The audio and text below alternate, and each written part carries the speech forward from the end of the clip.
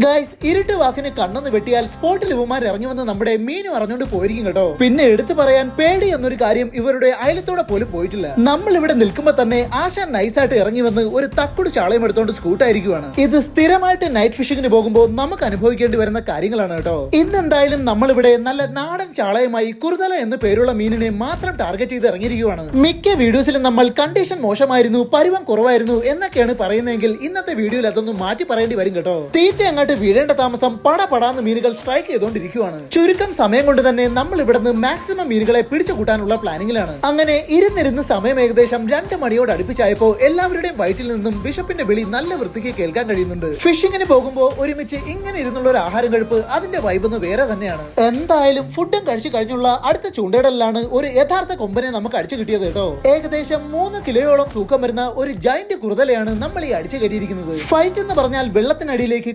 കുത്തിയുള്ള ഇവന്റെ ഈ ഒരു ഫൈറ്റ് അതൊരു വേറെ ഫീലിംഗ് തന്നെയാണ്. അങ്ങനെ സമയം ഏകദേശം 4 മണി ആയപ്പോഴേക്കും നമ്മൾ ഇന്നത്തെ ഫിഷിംഗ് അവസാനിപ്പിച്ചിരിക്കുകയാണ്. എന്തായാലും ഇന്നത്തെ ഫിഷിംഗിൽ നല്ല മഴയായിട്ട് പോലും കിട്ടിയപ്പോൾ നമുക്ക് നല്ല കട്ടിക്ക് തന്നെ കിട്ടിയിട്ടുണ്ട് കേട്ടോ.